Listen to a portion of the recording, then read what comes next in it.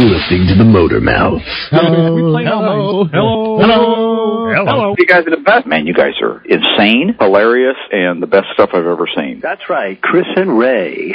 Motor Mouth! Can I win anything? I got through! I can't believe I got through! Well, I'm glad you guys are around because I didn't even know you existed. Hey, how are you, Motor Mouth? This is one of those days, nothing to do, so I figure why not spend it with a couple of nobodies. Motor Mouth! You also have my picture up on the webpage. Boy, you taught me something about that car. Why must you ask such difficult questions? Motor Mouth! I don't know too much about motors. Do I come running into your show? We love you guys that have these shows. Our trained staff of 2 will help. Is this that jerky car show that I listen to? Are you the distributor, Cap? Or am I on the port condenser? Quite frankly, there are better things to do with your time. Trying to dial the phone with transmission fluid all over me. So I finally got a chance to listen to you guys streaming. I'm in a good mood. I'm happy. Yeah, I want to know what the is wrong with my car. I haven't even called my own mechanic back, but why don't I ask you? But you guys are pretty special guys. Motor Mouth! Must be a motorcycle thing, because I'm not familiar with that. Yes. Let's just think right now, Murphy's Law, what's going to go wrong? Is the board going to explode? Is the mic going to drop? Is my phone going to drop? I love live radio. I just have it just fun with you guys. There are answers, sometimes correct ones, and we may have them. Motor Mouth Radio, 90.3 FM, WHTC. Motor Mouth! This is Motormouth Radio, your 1-hour automotive talk show. And now, here are your Motormouths, Chris Switzer and Ray Guarino. Alrighty, 6.5 million listeners can't be wrong. But wouldn't it be nice if they listened to Motormouth Radio? Yeah, we're still trying to get them one listener at a time. I'm Chris Switzer. You are listening to Motormouth Radio, your 1-hour automotive talk show right here on Long Island. And here's a man that embraces boomer nostalgia and combats millennial snark, doing it with good old-fashioned old-age treachery. Now go figure that out. It's Ray Guarino from Behind the Shop Bench. How are you? I'm impressed. That was very good. Probably a better introduction than I deserve. Talk about left-handed. Woof! Yeah, that was good, though. Oh, excellent. Pulled it completely out of my advertising 101. You really pulled everything together in that one. I give you a lot of credit. Well, thank you very much. And, of course, to add to the 521% of the perfection that's going to happen on this program in the next hour, we got the man here for you to do it. Joe D., from Standard Motor Company, Obi Don Cannoli, the man we affectionately like to call our man in the clouds. How are you guys? How you doing? I just like to think of it as adding more cluster to the... Right. Well, they owe it to clusters again. Right, those effing clusters. And I'm not going to go further than that. How are you, my brother? Oh, good. Staying out of trouble. I'm glad I bought a shirt with sleeves today. They keep this rather chilly in here. Is that you're doing, Ray? Yes. I was out there with you. What are you talking about? That was Rob. No, it is Ray's doing. I blame Ray all the time. Telekinesis. Yeah, yeah. No, I think Rob and Ray have got the little temperature thing cahoots in this studio, because you can definitely hang meat in here. With Ray, it's comfort. With him, it's preservation. It's changed since you walked in, right? It's kind of comfortable now. So what do you want? Should we attack the phone caller now? Oh, let's let the phone caller attack us. All righty. Headphones up. Let's go to the phones. Go to the fun. Hi, you're on with the Motor Mouths. That'd be good if there was someone on the line. It would be. The light stopped flashing. Whoa. Well, I got to say, Chris, they gave up. All right. One of the reasons, of course, Joe's always welcome here in our studio. Yes. It's his studio as well. But today, we have the East Neck Auto Show. I ain't sweeping it. No, you don't have to.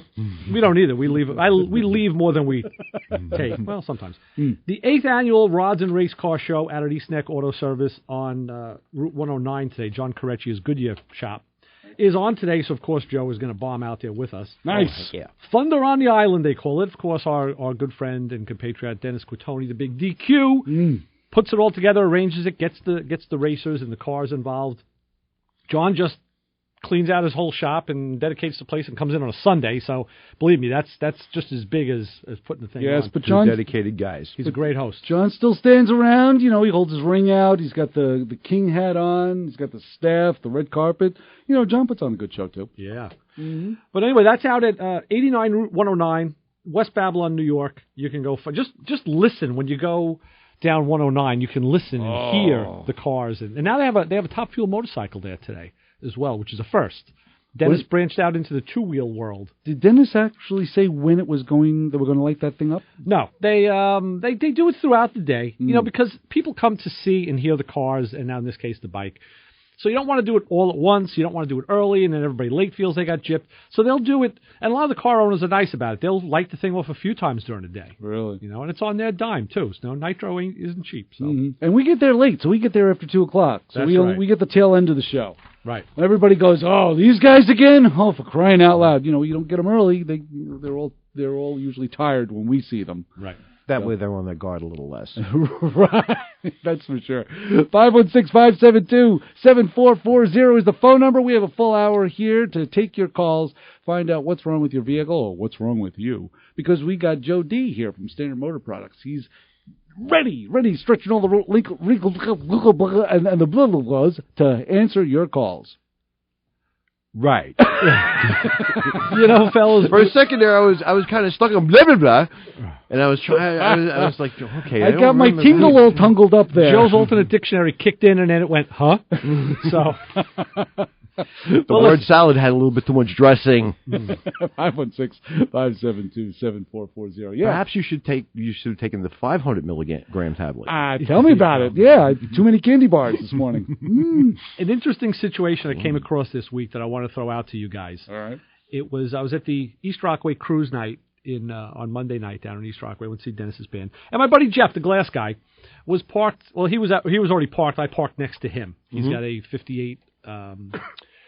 Fleetside Chevy truck, beautiful truck that he built from ground up. Right. And I happened to notice when I looked in his engine compartment that he had one of those like 63 Chevy, the real deep fan shrouds, the metal ones that are wide. Yeah. And he had another 2-inch piece of aluminum added to it, so his fan was now inboard of the fan shroud. And I said to him, "Hey Jeff," I said, "that's wrong." He goes, "What do you mean?" I said, "Your fan's supposed to be half in and half out."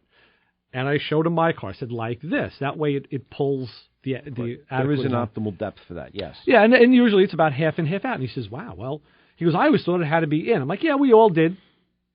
So the bottom line was he'd modified that, and he's been driving the truck for years, no problems with it whatsoever. So there isn't an issue, but he noticed something, and I guess he did a little diagnostics of his own. He said, "You know, I've been here for a while, and now at that point I've been here for a while too." He said, "I felt your radiator on my car. My radiator was cool, but my engine was still warm because it'll retain heat." Mm-hmm. His car, the radiator was still warm, and it's his aluminum, mine's copper. His radiator was still warm, but his engine was cool.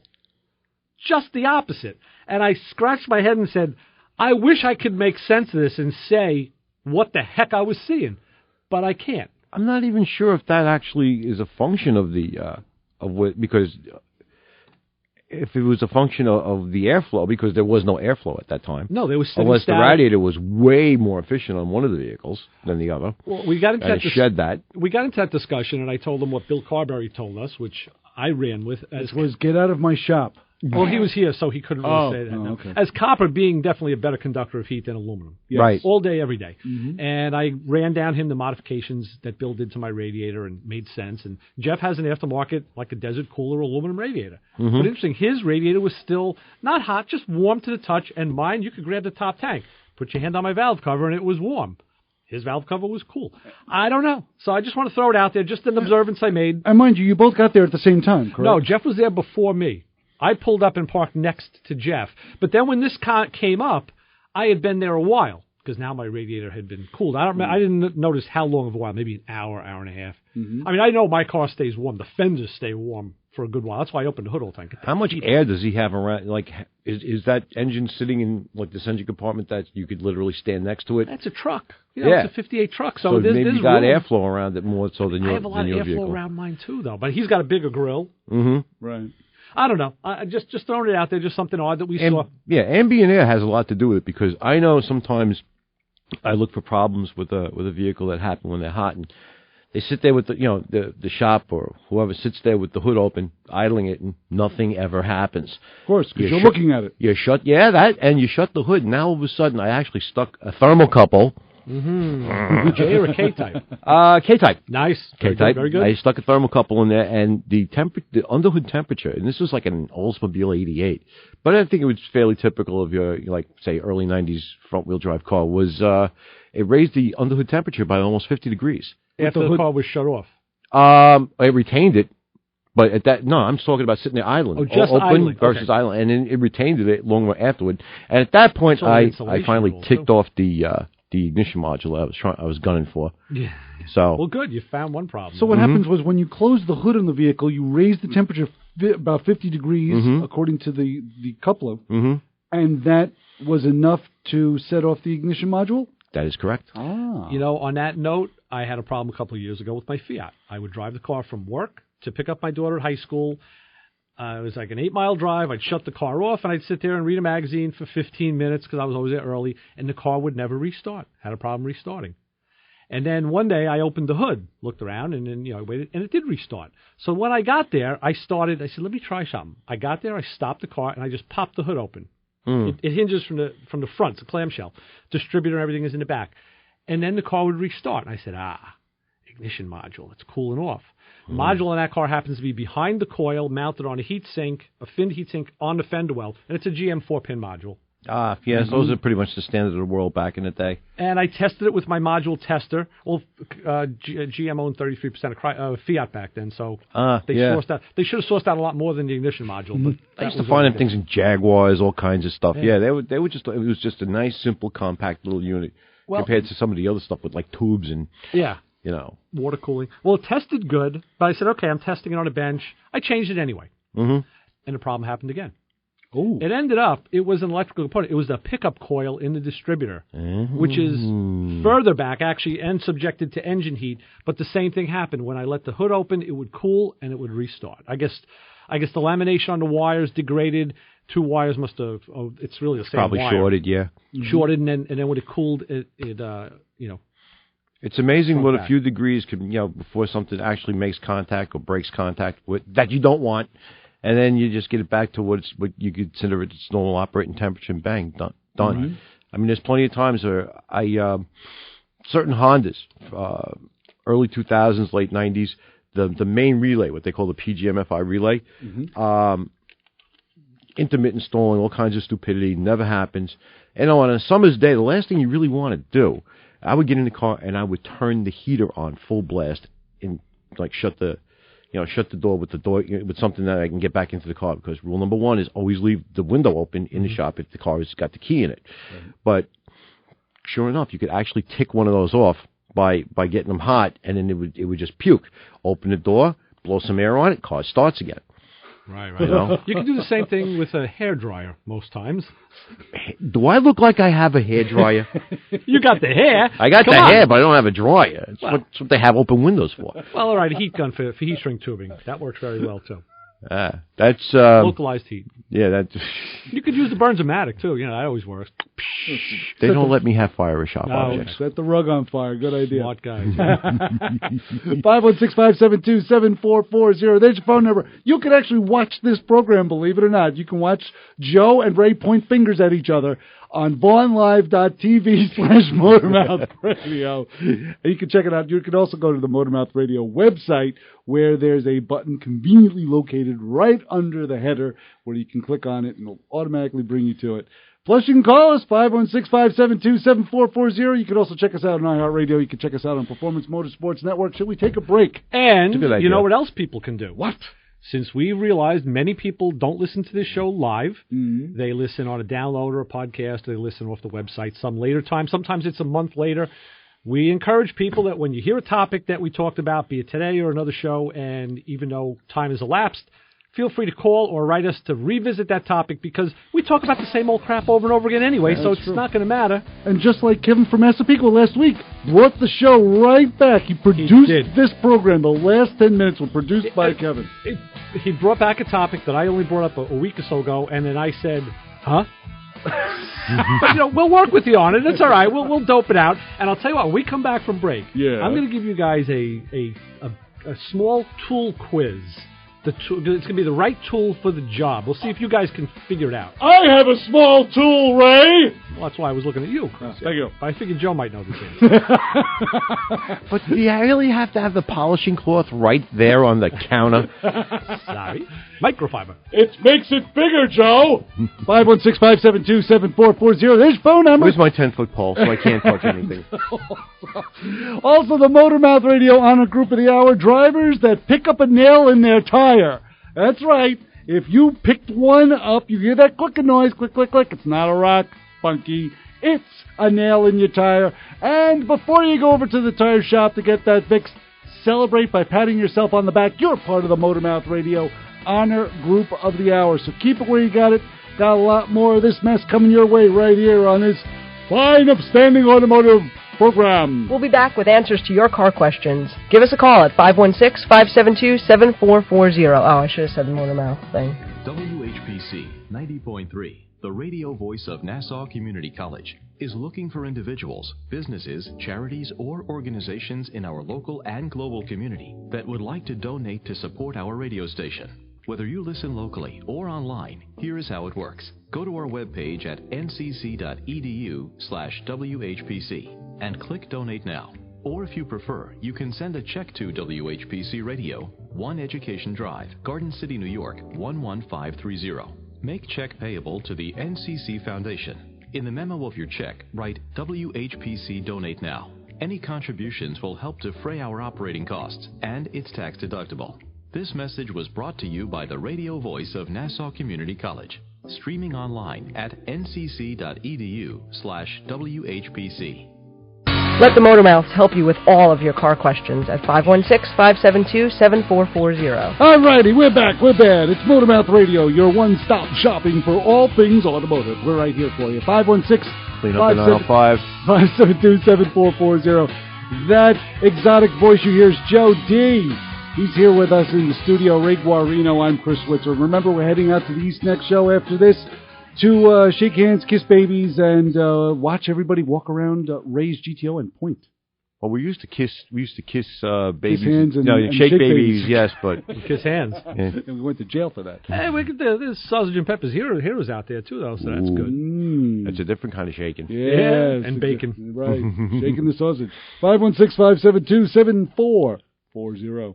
So, yeah, okay, quiz. Yes, right, here it quiz. is. And I laid out to Joe earlier the fact that yesterday some of the maintenance I did on a Pontiac was to service the front wheel bearings. I took them out, re-greased them. I wanted to readjust them because I felt a little bit of a vibration on certain highways at certain times, and it ended up, so far, that was the problem. Mm-hmm. But I remembered when I went to put the wheel back, I hadn't put the grease caps on the rotors. I couldn't get them to go on easily, and I didn't want to smash them. So I said, okay, what I need is a tool to fit over that grease cap on and hit the ridge so I can universally drive it on. These things were brand new, so they had to be driven kind of hard. So it sounds like one of those drum brake tools that remove the spring in the cup. It's kind of a round sort of circular thing. That's what you'd be looking for, only bigger? I was looking for, my first thought was, what's the biggest socket that I have? Because I want to be 360 degrees around and hit in the middle. Mm-hmm. And I went through my sockets and found, I don't have one that big. So what size? I would think around the edge. Well, that's the idea. Not the middle. You said middle. I'm thinking the center. No, the middle. I want to hit the socket, the tool center in the middle. Socket, so it spreads the blow or to the edges of the cup. I tried starting the grease cup, so it would start, and then hitting the alternate side edge with like a punch and a chisel, and of course it kept popping out because it was brand new. I bought these things and it just wasn't fit. You don't want to be mad. Yeah, usually back in the day, you used to see them things with all kinds of damage on them, the craters in the moon. Yeah, it was pretty horrible. Yeah. I mean, the reality of this is, I put the wheel on. The wheel has a set of caps, so you're never going to see them anyway. Right. And no grease leaked out without them. So, but you know it's there. While I'm here, let me do the job I didn't do last time. You don't want a dented cap. So the question was, what tool? Is there a tool? Do they make a tool to do that? I thought maybe KD made one. Yeah, I was going to go buy it. But pipe. Yeah, I didn't have a piece of pipe that large. Yeah. Well, how large are we talking? Well, that's the question. It's what size fits a grease cap? I'm going to say like about maybe 2 1/8. Right around me.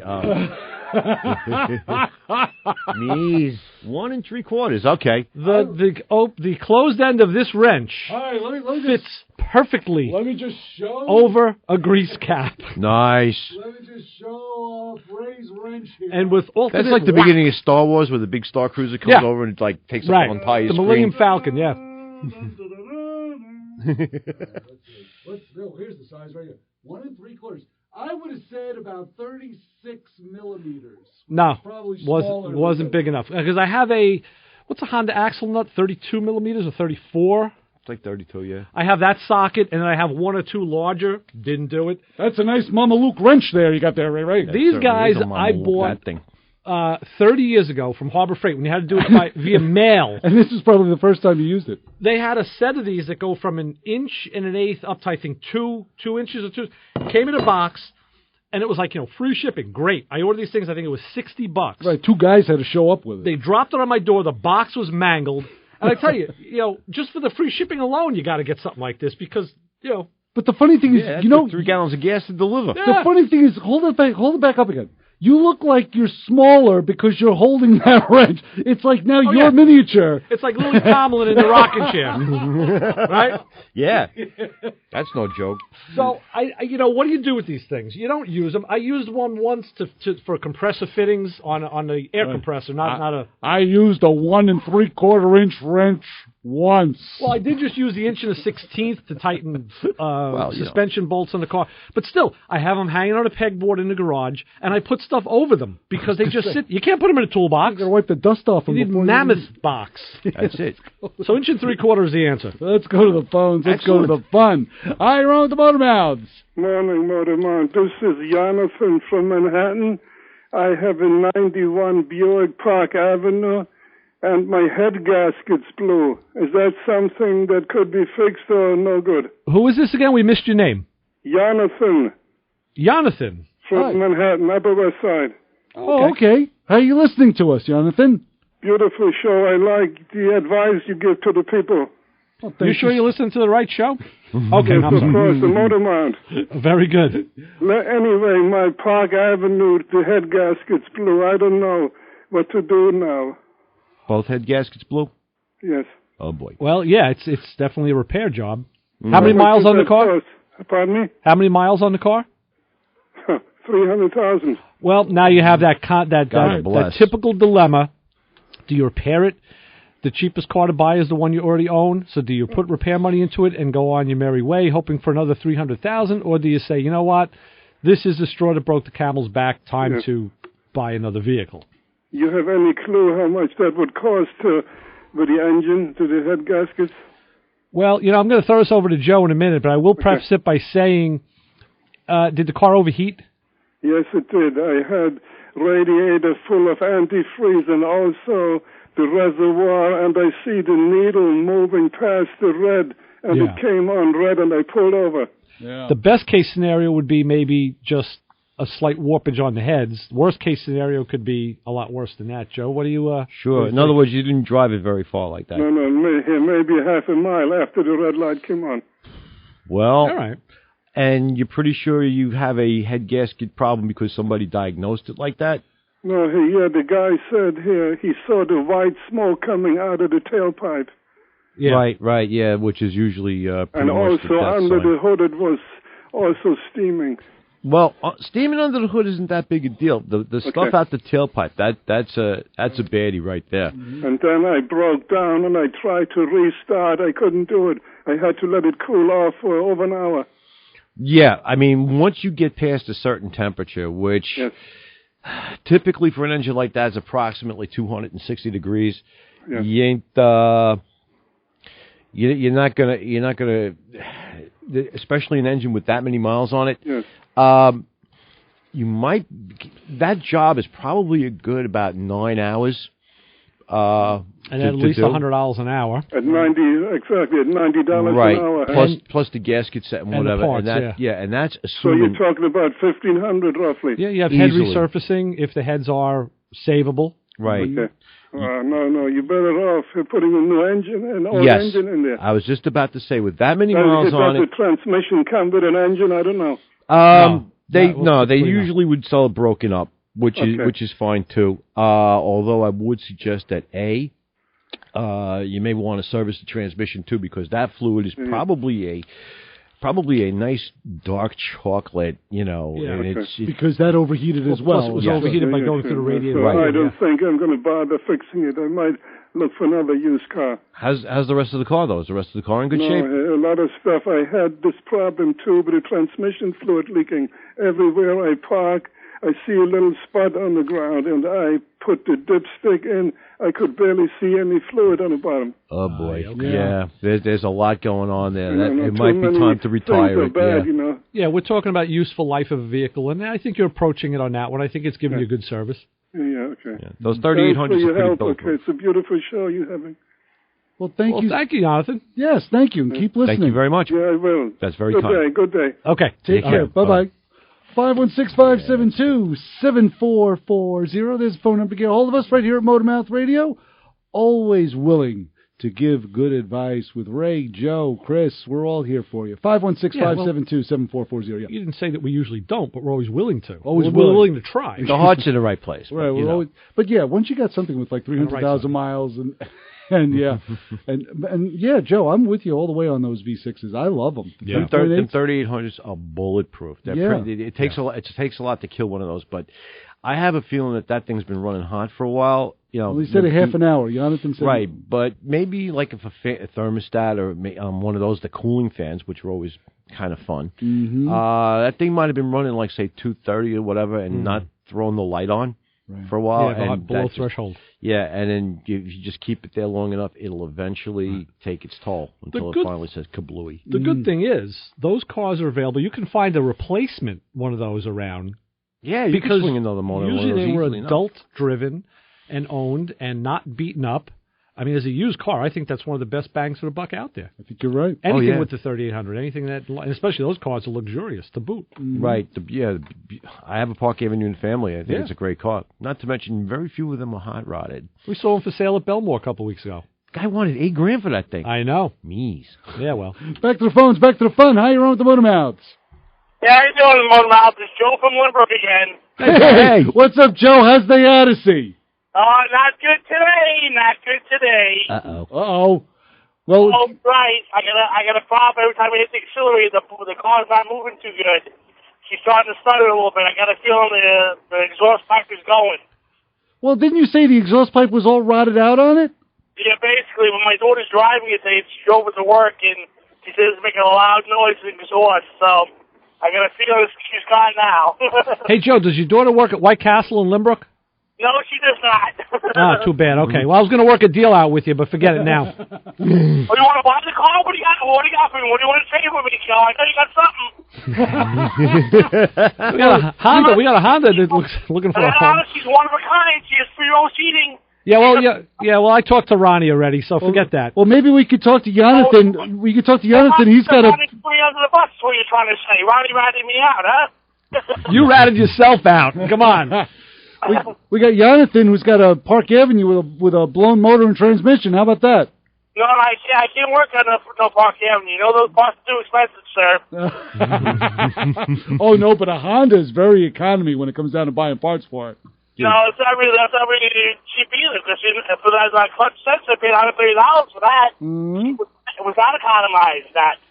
So when we last left you, they said that the car was running bad, the exhaust system's bad on it, the tranny is marking... The Exxon Valdez. Yeah, the tranny's marking its territory. What do you say, Joe? No, first off, I don't think it's a tranny market territory. Because when last time I went to Capitol, Willie said that it had a leak in the oil pan gasket, so it's not from the transmission. Oh, okay, so the oil...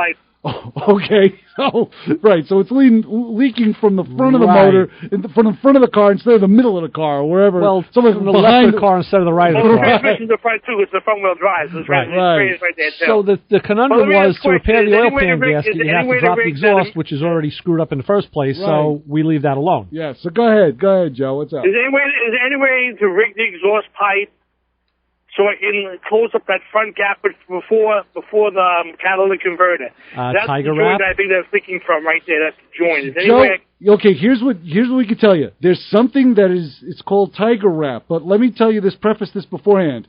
It is the biggest waste of time you will ever endure in your life. You will never get these 2 hours back if you use this product.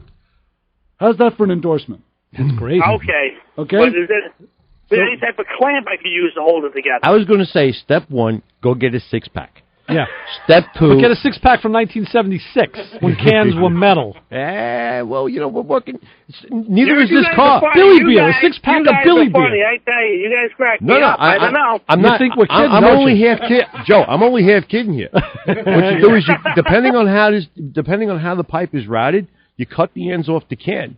All right, and that stuff, it's aluminum. You could slide it over there, a couple of hose clamps, and some of that Tiger wrap, Tiger Bomb, whatever, Tiger something. Right, and that's right. And then you might be surprised how well it gets you out of the woods. Joe, the Tiger wrap is like temporarily.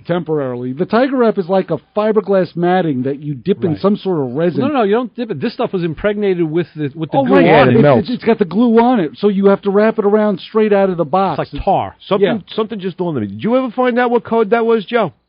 No, I didn't. Yeah, because if it's like an oxygen sensor code, because the oxygen... No, it was a crankshaft sensor code, but the engine light came back on again, and I haven't had time to go back to have them diagnosed again for me, because Capitals was diagnosed because he put the part in the first place. Right, but, that light comes on at the same brightness for a whole boatload of reasons. Same brightness. I'm just thinking like if you got an a exhaust... whole load of reasons. You guys really crack me up. Dude. You like throwing poor Joey from the brook under the bus. But you guys are doing this, don't you? Dude, why do you think we do this? Yeah. I'm like a comic street man, aren't I? Well, not just the car. You have provided some relief for us, that's for sure. Hey, Joe, why don't you come down to the East Rockaway Cruise Night on Monday so I can see this thing, because I'm going to be there. Monday night you're going to be there? Yeah. I'll give him a scan tool, too. We'll scan it. Well, I'll give him a spare scan tool. The funny thing is, back in the old days, the old street mechanics, they would fix anything just to make it run right and help a guy out. You see, that's all I'm looking for, because I'm helpless. All right, guys, good to speak to you. I hope she still runs, but if we'll have a moment of silence if you can't make it, okay? Well, thanks for keeping us posted on the maladies as they occur. We appreciate it. It's a running joke in Limerick, I'll tell you that right now. Over here in Garden City, too. I know it is in Garden City, too. Don't worry. All right, Joe. I'll talk to you guys later. Have a great day. Bye-bye. You too. Be safe. We just now confused everybody with that vehicle. That poor car. Yes, the ongoing saga of Joe's 96 Honda Odyssey that marks its territory, turns on all kinds of lights, got a jukebox for a dashboard, and it makes all kinds of crazy noises. It's like one of them, what do you call them things, them crustaceans that as they go along they leave a trail? Slugs. Escargot. Escargot, yeah, there you go. There's a French slug. There you go. Joe what's Japanese for slug? Shrug! That's it, shrug! Joe D is here with us. Obi Don Cannoli, the man in the clouds, making the show 521% better. Ray Guarino behind the shop bench. I'm Chris Switzer. And of course, you can hear the show on Performance Motorsports Network and iHeartRadio. We're so proud that they're part of our Motormouth Radio network. And you can also check us out on VaughnLive.tv/MotormouthRadio. You can watch the program. And we also have a podcast, and we have a very rotten blog. Whole bunch of stuff going on motormouthradio.com on the website. Keep it right here. Got a lot more of this zaniest coming your way. Let the Motormouths help you with all of your car questions at 516-572-7440. WHPC Garden City, New York, the voice of Nassau Community College. Join WHPC's Daily News Wrap-Up, weekdays at 4:30 p.m., bringing you a complete report of the day's news home and abroad, as well as sports, weather, and many other informative features.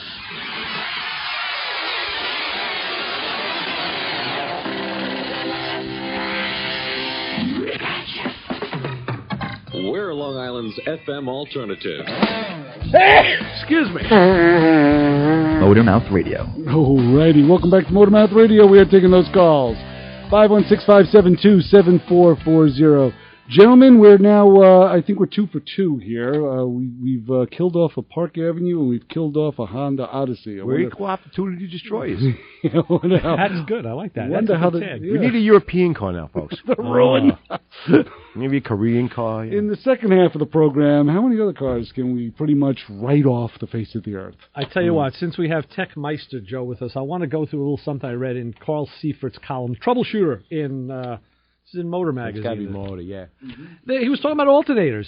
and a 2000 Chevy Silverado that had a problem. I just want to cut to the chase with this one because it was about a type of alternator that a lot of people probably haven't seen, where GM, they use regulated control voltage, or their RVC system. Yes. Which makes sense. This is all in an effort to increase fuel economy. Mm-hmm. You know, a couple of years... Yeah? Just real fast, what is regulated control voltage? Regulated voltage control. Well, that's what I'm going to talk about. I'm going to tell you about the alternator. That's that town. You're right, RVC, yeah. There was a few years ago they came out with the clutch-type alternators where they actually declutch themselves. Right. My minivan makes a great sound when that thing gets funky. Does it? I read a couple articles on how to diagnose the clutches, how to change them, and how not to be fooled. There's a clutch in an alternator now? Yeah, the newer ones, yeah. Wow. Friction material, the thing kicks in and out, yeah. Yeah. Again, for fuel economy. Okay. So, with this RVC system, again, I didn't paraphrase this, so I'm just going to do it on the fly. It looks at the voltage normality and the variations between approximately 11.5 and 15.5 volts. We used to go up to like 13.8. It used to be 11.5 to 12.8. Now it's 11.5 to 15.5. This uses information from the battery current sensor, which makes sense because, of course, you can monitor current. That's the draw. You know, the current is the actual vehicle that For those of you with late model cars, that's that ring thing hanging over your battery cable. There you go. Yeah, it's a toroid. Yep. Yeah, toroid or a toroid? Yes, that's what that thing is called. It's I just snapped into electronics mode. It's toroid, but it's also an inductor. Mm-hmm. It's basically a piece of ferrous material with that's wire wound. I thought it was not the lawnmower, folks. I thought it was a small lawnmower. Exactly, a toroid. No, and with one of those, I can tell you because one of the projects I did when I was in R&D was to power an LED light, an LED bulb, without supplying direct voltage to it from a power source. And what we came up with was using a toroid, which takes the current the rush current from a wire that's already there. It induces a current through that coil of wire, and you can tune it by how many turns, which turns on the LED. It turned on the light. How cool is that, right? Yeah. So actually, I'm sorry, it wasn't an LED. We turned on a neon bulb. Yeah. Because you get like 90 volts out of. Anyway, that's a side story. Mm-hmm. So that's what the Turney thing is. And what they do is they want to determine, the car now wants to determine the perfect voltage needed in any given situation, be it idling, high load, light load, and that's how this RVC system works. They're a lot smarter than they used to be, yes. It constantly modifies the voltage. Not like the old days where it was just pretty much a generator of current and an on-off switch, generator of current being the alternator, on-off switch being the regulator. Right. No, it's a lot smarter than that now. Okay. Mm-hmm. Their takeaway was, if it takes only 13 volts at a particular temperature to maintain the battery in an 80% state of charge, again, everything is done with other parameters in mind, then there's no need to charge it at 14.8, which is like what it would be if it was an old-style alternator. Mm-hmm. So again, things are changing. Cars are changing, and guys like Joe have to keep up with it. And if two locomotives are traveling to Chicago, one from San Jose and the other one from Jersey City, right? Where will they run into each other? Right, no, but somewhere in Peoria. I had a Ford Escape yesterday at the shop that the thing was charging, but the generator light was on, and they're like, I get the look. Which is what? What's the look like? I don't understand. You come fix, please. It charge, but light go on. Yes, got it. Big trouble for Moose and Squirrel. Yes. Actually, what ends up happening, and that one there had a P16. Oh, damn. Anyway. Interesting, Joe, if I can interject, two of the most common codes for DTZs versus PO 621 and 622. Right, that would be the generic one. This was the Ford specific, in that same genre. And what happened is that the voltage regulator at that point it lost communication with the engine computer. Oh. The engine computer is actually in charge of turning on the light on this particular car, not the usual hardwired to the back of the voltage regulator. Mm-hmm. The ECM decides to turn the light on. Wow. So the ECM's like, you're doing what? Light. That's like putting another form of government in between two other forms of government. It's bureaucracy, absolutely. Yeah. And the voltage regulator is like, screw you, 14 volts. And it calls for a coup, and then everything goes out. Boom, boom, Pat Travers comes in. Out go the lights. That's what I end up doing. I have to get everybody. I have to get all these modules to talk to each other. And you got to be the Les Brown of the group, the band leader. Yeah. Yeah, I always want to be the bass player, but Right. Well, that's because what was that? What did you always say about Joe's bass playing? Was it low in fat, or what did you call Joe? You did an introduction one time. I wasn't here. The fat bottom end. Fat bottom on end. That's yes. right. And That's right. There you go. And I thought it was a Turkish joke. Yeah. No. Yeah, but that's right. Oh, what? I got a CD for you today too. You know, I heard Rory Gallagher on satellite. Rory Gallagher, we'll go really? to the music. Yeah, it's the top 40 show. Amazing. No, that's not top 40. Not anymore. Not Rory. Anyway, 516-572-7440. Don't make the show turn into a music program. Call us up with your car. Yeah, somebody break something, please. 516-572-7440. We've already broken 2 cars. We're working on a third. Yeah, I want to tell you, the cruise to today at the AutoZeum, there's an event also. We're predisposed to go to John Kretsch's, but at the AutoZeum in Garden City, Mike is putting on a little event today. I don't know what the purpose is, other than to have an open house, but they're doing that today on County Seat Drive, right behind Sears on Franklin Avenue. You can go over there. Great place. Right, and coming up, September 26th and 27th is the Cruise to the Show, which is the big Nassau County show that's put on by Ed Mangano, of course. And this year, they're going to have some cool concerts, too. But Mopar's in the park and whatever. But we'll talk about this more as it happens. But I found out through Mike that the guests this year typically had been George Barris and his right, group. yeah.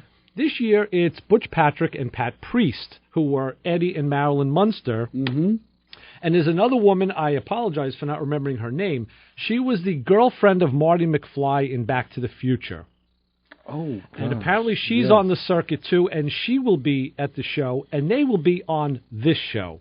Because Mike asked if we'd like to have them in the studio, Fantastic. So I said, of course we will. Yes. Heck yeah. So that won't be until later in September, but Great again, stuff. just a little pre-sale of that event. Very cool. Looking forward to that. Yeah. To see some stars here in the studio with us. Yeah, because now we can actually see them this year. Usually we just have to describe them verbally other years. Right. Now we'll have a camera. Yeah. Which probably won't So, George, you're wearing that yellow jacket. No, we're going to try and figure. Well, we still have to talk to the tech people. Right. That are higher above By that the point, webmaster. there should be some in the house that can talk about it. So Right. we'll see what happens. Yeah, it's so funny because who do we talk to when things break? Yeah. We usually talk to Joe. Hi. And he's here in the studio with us. 516-572. I'm the breakee today, not the breaker. 7440. There's your phone number to get a hold of us. But yeah, Joe, we were talking about my Honda earlier. The smoke machine there. Yeah, it's so funny because that's what happens. It starts up blowing a little blue, and then the blue dissipates, and then it turns to white, and then sometimes it's clear. I mean, there's no smoke at all. And I'm still trying to delineate what from what as far as what conditions are we in when I start the car and it blows blue and then turns to white. What conditions are if nothing happens? And I'm still tabulating, still trying to figure it out. But right now there's no brown milkshake sitting in the overflow. The coolant looks exactly like. Sounds like the SFB paradigm, the selective fluid burning. Right. I would put it. What about a coolant pressure tester? To pressurize the system on the radiator. See I'm if there's any thinking about doing that. forced yes. leaks. Right, because you had said we had touched on it briefly. Yeah, no, that would be one approach. That and the leak down test, I think, cover cooling and engine right there. Mm-hmm. No, I think you're right. I think that's the next thing because it's baffling me. I mean, I know that the valve seals are bad. And you say that like it's a hard thing to do. Well, the valve. That's overhead cam, but no, I meant baffle you. Oh. No, I'm baffled constantly. Unless we bolt a tin plate to your butt, that baffle you that way too. Let's go to the phones. Back to the fun. How you on with the Motor Mouths? Hey, how you doing, boys? Hey, Mark. What's up, Mark? How are you, brother? I have a technical question for you guys. So what the hell are you calling us for? Because. Oh. Because. All right. This is what I get paid for. Because the other guy's off the air. Are they? Don't know. Been a long time. A horse is a horse, of course. That's right. We're here just under just attrition alone is the reason why you're calling, because we're the last ones left. It's a beautiful thing. I'm telling you. Okay, 1999 Mercury Sable wagon. Okay. Changed the brakes and rotors all around the other day, last week. Right rear brake, it's a disc in the back. The brake cable seems to be sticky. It's not the cable because I can push it easily, with a light taps on a hammer, and I can pull it out with a screwdriver. You're talking about parking brake cable. The parking brake, yeah. Okay. Now there's a big spring on there, uh-huh. and is that workable if I take it apart, take the caliper off, or is that just time for a new caliper? That's the return spring. Yeah. Yeah, but the whole mechanism, that arm hinges with a pin into the caliper. Right, exactly. I haven't had that particular one apart to tell you. I'm picturing a rod and a C-clip, an E-clip, but I wouldn't swear to it. Well, what exactly? I'm sure you just didn't crawl under that car one morning and say, "Let me go check my cable travel." No, I mean that's what we're all about, right? But, I'm telling you. But yeah, go ahead. But, no, it was. I didn't feel any drag or anything, but I started to smell. The clutch, new brake kind of smell. I said, "Here we go." Ah, that new brake smell. And I pulled off the side of the road, and that wheel is pretty hot compared to the other side. Mm-hmm. Well, let me ask you this: you had the parking brake on, and now, of course, you're taking it off when you drove. Of course, yes. What I would look at is the eccentric in the caliper that actually pushes the puck to press the brake on. Maybe that didn't return, and it's forcing the shoe against the rotor. Oh, I don't know. I kind of worked it a couple of times, and it's again, I can literally just about push the cable end in with my finger. It's hard, but after the cable, I'm talking about the part in the caliper. There's an eccentric in there that actually pushes on the piston. The little army thing. Well, did you try to turn the wheel? Rear wheels. Right, the right rear wheel. Did you try to spin it to see if? No. Yeah, and you can feel it just slightly dragging. Okay, well that wouldn't be a locked condition, that's for sure.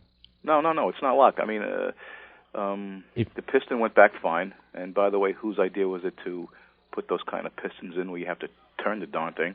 Well, you know what? GM's actually. GM. Years before that. I was going to say. I know. That was the same conundrum on the Eldo and the Seville. My Seville. If you didn't set the parking brake, the caliper froze, and then if you did set it, forget it. But no, they're serviceable. The caliper is serviceable. I mean, I rebuilt those. I rebuilt a bunch of them. Mm. And you could go get one probably for like $18. I was just going to say, it's so easy to just to swap it out. With it, Right. Mm-hmm. Okay. Probably considering the age of the car, you're probably better off just slamming one in there. Yeah, that's exactly what I'm probably going to wind up doing. Yeah. The other thing I would do is I would also make sure that the cable is adjusted properly. Mm-hmm. Because if there's any chance that cable, for some reason, somebody along the line did you a quote-unquote favor and tightened up on the cable based on, say, the old pad width or something like that, you're going to chase your tail if you put it back on, and you got to move that arm a little bit. It's like going back. I've had the car a number of years, and the cable itself needed adjustment from like under the driver's seat. The two cables meet because it was hanging low a little bit, and I just snugged it up a little bit. Didn't make it tight or anything. Right. But it works fine on one side, but the other side that's stiff, where the cable was workable, it doesn't want to come back. So I just figured there's something dunked up inside the caliper itself at that point. Yeah, they go bad like that quite a bit. That design. There's one other wild card thing, Joe, that I want to throw out there, and that's the brake hose itself. Brake hoses collapse internally and hold pressure. I thought of that. What I did, where the steel line goes into the flexible line, I backed off the pressure on it, and then I pushed the piston back a little bit, and the stuff came out. So I figured the line is probably okay. All right. I'm going to change it anyway because it's old. Yeah, well, okay. That's they can collapse entirely. What may happen is you may do a couple things at once because it's easier to do it all at one time, and then the problem's gone. You don't know which thing actually solved it. Exactly. But you know what? If you don't care about that, have at it. Right. Yeah, it's a lot of fun. Yeah, I always say, like me, I wouldn't. I just change a whole bunch of those things. The problem's going to be solved, and you move on. It's funny. The car has like 75,000 miles on it, and it looks fine. It runs great. And I just changed the front rotors because they were warped, and I got tired of it, so I changed them. And I took it to work the next day, and I'm in the parking lot, and I'm hearing, what the heck is that? And there you go, the rear brakes. They were down to metal, but they weren't that way when I finished the front ones. I mean, they were worn, obviously, but it just got to the point. It would have been nice for them to do it a few miles earlier so I can do the whole thing at once. Right. You just jack up the car once, Give you a little bit of a break, though. This way, work on the front and you work on the rear. Yeah, but it is what it is. All right. I shall replace the caliper and get back to you guys next week on it. Okay. And just keep in mind that most times the dictum always was, if you're going to do one, do them both. Exactly. Yeah, yep. I know. I would definitely do them both if they're that old, you know what I mean? Of course, you're 40 instead of 20. And knowing your timing... Yeah, next week the other one will do it. Right. Exactly. Right. Next week you're going to have a problem with the other one. Exactly. Yeah. And then it'll be snow and rain, right? Well, of course. Don't remind us. I said that nasty four-letter word. Yeah, the big S word. Yes, bomb. All righty, my brother. Okay, thanks so much. You guys have a good day, and I'll talk to you next time. Thanks. Take care. Take care. Keep us posted. Bye-bye. Will do. 516-572-7440 is the phone number. Joe D. from Standard Motor Products is here with us. Obi Don Cannoli, the man we like to call the man in the clouds, drops down every once in a while to give us knowledge, to feed us with knowledge, and then he goes right back up again. Ray Guarino behind the shop bench. I'm Chris Switzer. And, of course, the Motormouth Radio Honor Group of the Hour. Drivers that have picked up a nail in their tire. What's that shiny thing sticking out of your tread? Don't pull it out. Right, it's not a cleat. Don't pull it out. Just as you're celebrating the fact that you're part of the Motormouth Radio Honor Group of the Hour, go over to this. Go get it fixed. We'll be coming right back. Got a lot more coming your way. Do you own a car? Or have you ever seen one? Then you might be one of the millions of Americans who suffer from "there's something wrong with my car, but mechanics cost too much itis." Call the Motor Mouth at 516-572-7440. Our trained staff of 2 will help. There are answers, sometimes correct ones, and we may have them. Motormouth Radio, 90.3 FM, WHPC. This is Glenn DeMilt. Join me every Tuesday and Saturday afternoon at 5 for 2 big hours of music and memories with the chairman of the board. It's Frank Sinatra on Sinatra's Serenade. Each week we'll take you on a musical journey through the career of this entertainment icon. It's all about old Blue Eyes. So listen to Sinatra's Serenade on WHPC 90.3, the radio voice of Nassau Community College. Streaming online at ncc.edu/WHPC. Your car not running right? Let the Motor Mouths help you out at 516-572-7440. All right, back with a vengeance. 516-572-7440. Back to the phones. Back to fun. And back to the dial tone. Back to the calls you usually get at home. 516-572-7440. That's what the solicitors here. Hang up on them. Hey. Yes. I got a piece that I just pulled out of somewhere that it fits. Quite a piece that is that you pulled out. It made me think of Gerard. Chris's cloth? Of course, it made me think of Gerard from Rolling Thunder Cycles, and it made me think of Joe. Edelbrock now has a new camshaft out called the Rolling Thunder Cam. So they ripped off Gerard's name again. Come on, really? This cam is basically designed to build optimum power between 1,500 and 6,500, which was the standard back in the day. Right. It's cam grind number 2231, designed for use in 57 to 86 Chevrolets. Hence why I thought of Joe again. In 283 to 400 cubic inch V8 engines. Got it. Now they say it produced 460 horsepower and 460 foot-pounds of torque in an Edelbrock 383 crate engine. So that's pretty good. You're going to find this thing on a blister pack probably in Walmart. 7-Eleven will sell it. Yeah. And that's it. It's just a great, it's a good low RPM, low to mid-range RPM cam that you put with cam science has come very far over the years. Yeah. And Edelbrock is still servicing those older engines, so I'm happy to hear that. They ripped off Gerard's name and they're servicing Joe's car. Back to the phones, back to the fun. How you on with the Motor Mouths? Hey, good morning. I finally got through. Hey, what's up, Cookie? What are you doing? It's the Bronx. Oh, you want to laugh? I have a hobby. I do stained glass work, and I do all Disney characters. So what I'm doing today is taking a day off from cars and motorcycles and grease and wrenching and bleeding to work on Elmer Fudd. Oh, I thought you were going to be effing with Goofy. I'm doing a self-portrait. Oh, there you go. Very interesting. Let me ask you a question. Is this leaded stained glass? Yes, leaded stained glass. Yeah, you actually, for 25 years. So, all right, so you actually have the tools and the lead required to do. That's pretty cool. How do you ventilate that? What I do is I have a little blower, a little desktop fan that's made specially for when you're doing the lead soldering, so you don't get that toxicity in the house or you get into your lungs when you're soldering. Well, that's it. Does it reclaim it, or does it just blow it into the living room so your wife gets... Yeah, it's like a filter system. Okay. I guess it kind of reclaims it because it goes into this little trough. It's like a little box fan trough, like a bathroom vent. Yeah. But there's a catch place there. How do you get rid of that stuff? What I did was I put a tube from the back of it going out the window just for double venting. Of course. I've got to listen to the desert. He just buries it in the sand. That's it. I didn't even think of that. Right. We'll find your house at night. It'll be the only one glowing. He saves on night lights. All kinds of work. I do it for all my friends. I do windows, wall things, door panels, all kinds of stuff. You never did a Motormouth Radio one. You want me to do one? Send me a picture of something you want. Oh. Literally. And I'll do it for you, and I'll mail it to you. All right. Because I do it as a hobby. That's a great hobby. That is. That's a good hobby. You think you know a guy? I never knew you did it. Where do you get the glass and the supplies from? Well, there's a couple of companies out there. Delphi is one, Glasscrafters is another. There's a stained glass shop downtown. So I bought the raw supplies, and on the internet, I'll get my colored bevel glass, I'll get my lead, I'll get my caming, my copper foil. And then what I do for framing is I go down to Goodwills and whatnot, and I look for these really intricate picture frames. You get a lot of these antique picture frames. Stuff, yeah. So I'm doing a wall thing.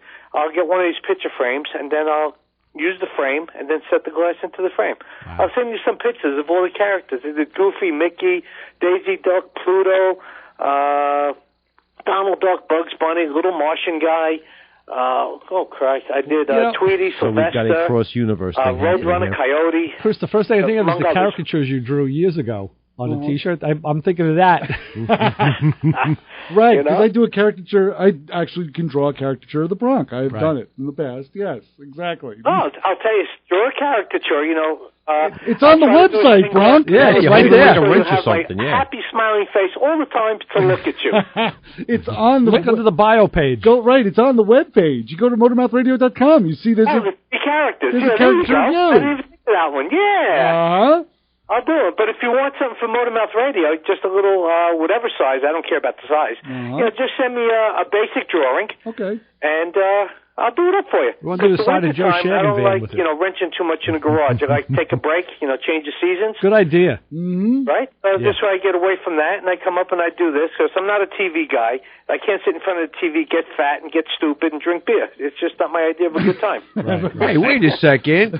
Well, that's like most of my loser friends I work with. That's what they do. They get fat, they get stupid, and they drink beer. I was going to say 2 out of 3. I'm working on their cars. Right. It's something to do there. So that's the plan of attack. Well, that sounds good. I like to hear that.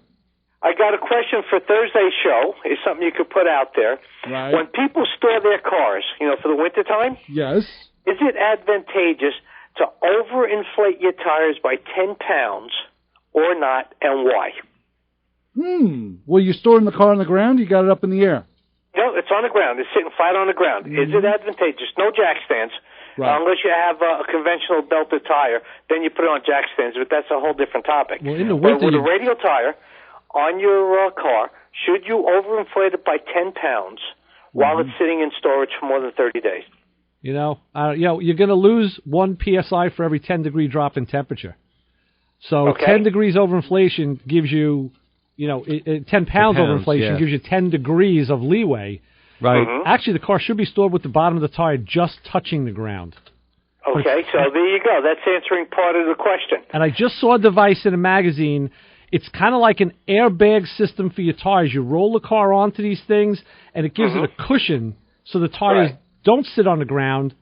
And I don't know more about it. I just saw it in a magazine in passing. I'll have to look again at home. But well, this is something to research, because a lot of guys, after, especially like on the East Coast, when they store them 6-8 months, they come back and all of a sudden there's a flat spot or a baby in the sidewall. Right, and I'll tell you this, because through my own experience, some of the cars I've had, the flat spot is there, and you drive the car and it's thump, thump, thump, thump, thump. You hear it, and it goes away after about 2 miles or so. Yeah. Sometimes, I've had some straighten tires itself out. The cord ply does straighten itself out. Come on a radial design. I've had some tires where it didn't, and I think on older tires, if it takes a set and it doesn't respond. That's the end of it.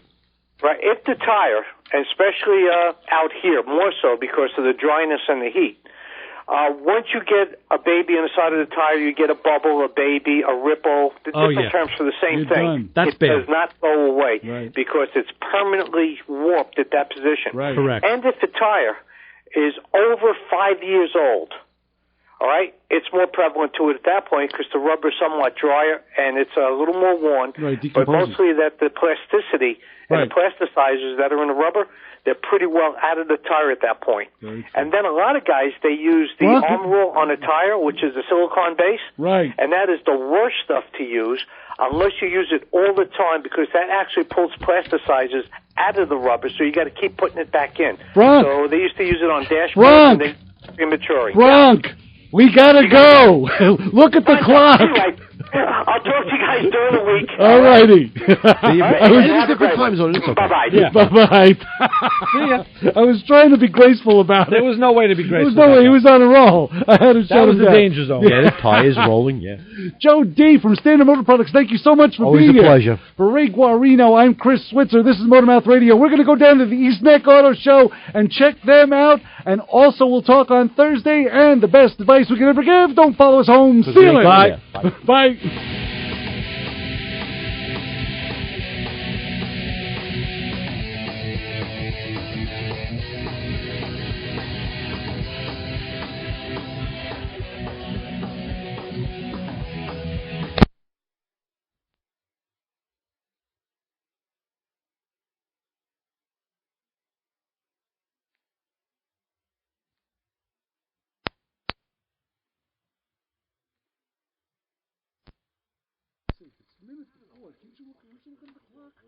Right. It's not like he's just some listener, right? You know, that's got no clue. Dude, you're on the show. Right. You expect a little bit more from me. Maybe we should. Oh, we get less. Oh, actually, have my interest on.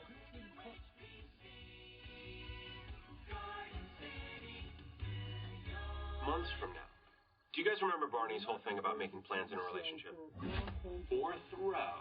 Ted, no! You're violating the date-time continuum. You never make plans with a girl further in the future than the amount of time you've been going out. You've been dating this girl for, 2 weeks? No, you're not taking her to a Springsteen concert in January. By that time, you won't even remember this Robin girl's name. Oh, man, I love Springsteen. He's like the American Bryan Adams. Don't make it crazy.